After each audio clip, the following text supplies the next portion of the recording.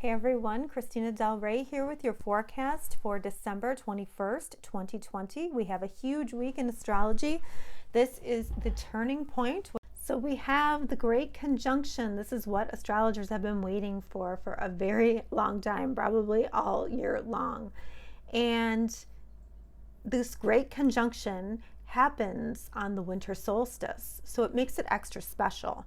But even more special than that, these two planets come together in the sky every 20 years, and it's always a new shift, a new shift of energy. But this time it's extra special, not only because it's on the solstice, but because they are coming together in an air sign, and this is kicking off a cycle of 200 years of them coming together in air signs. Now, previous to this meeting, they have been coming together in earth signs for many, many years, about 200 years. So this is huge, and astrologers are marking this as the age of Aquarius. This special alignment is not only big for humanity, but it's also big for us individually. Now, when we talk about Aquarius, we're talking about humanity, we're talking about equality, we're talking about technology. If you haven't seen my video on the Jupiter-Saturn conjunction, I'll link it below. But we are moving towards ideas rather than material things. It's almost like currency becomes an idea more than an actual thing. And we're moving away from material things. We're focusing on thinking, equality, humanity. Let's talk about the planets for a moment. Saturn is responsibility, ethics, and rules. And Jupiter is expansion of faith, hope, and blessings. And when you put these two together, if you do the work, you will be rewarded. So Saturn's saying there's hard work to be done, there's something to be built. And Jupiter is saying if you do the work, there will be blessings. Try to remember that you are building for the next 20 years of your life. So whatever you're putting in place right now, whatever you decide to start working on, that is going to, probably be something really important for the rest of your life, at least for the next 20 years. So, be choosy about what you put your energy towards. Try to meditate, see what your intuition is guiding you towards. Where will you need to change and grow and meet the world in a new way? Where are you going to build something that is long lasting? Where are you going to build legacy? And we are moving towards, Aquarius is not only equality and humanity, but it's also individualism too. So it's like, how can you stand out but still care for humanity? So there's a unique duality there with Aquarius, but this is huge for everybody. And really, if you had to sum it up in one word, I would sum it up as saying revolution. So there's a revolution that's happening in the world, and there's a revolution happening in our own lives. Here's your weekly forecast. Hello, Leo. So where is this great conjunction, this big shift happening for you? For you, it is happening in your relationship house. Now, this is relationships that are personal, and this is relationships that have to do with business partnerships. So all types of relationships are covered here. There is a new beginning in this area for you. Now, Saturn is saying that there is hard work to be done. So this is not, Saturn's not just for the moment. Saturn is saying you have to build something for the long term.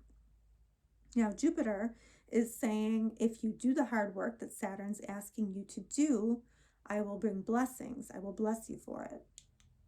So this is a big opportunity, and it's very important to be mindful where you put your energy right now.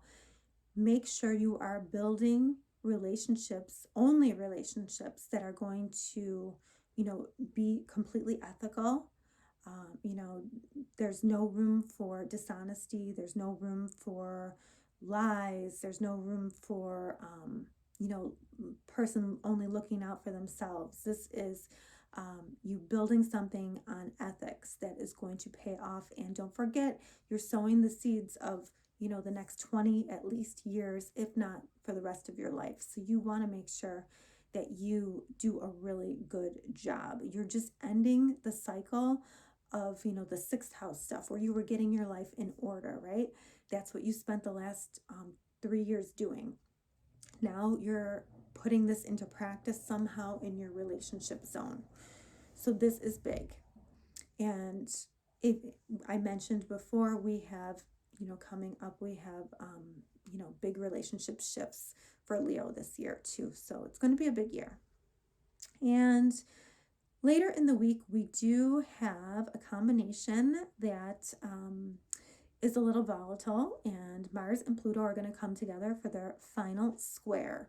So if you were triggered around the area of the date of August 13th or October 9th, perhaps there was a war going on in your life. I think I did a video on it. And, Mars and Pluto together are war. So what was going on that felt like a war in your life? What were you fighting for? And for you, this is in the area of higher education, legal matters, philosophy,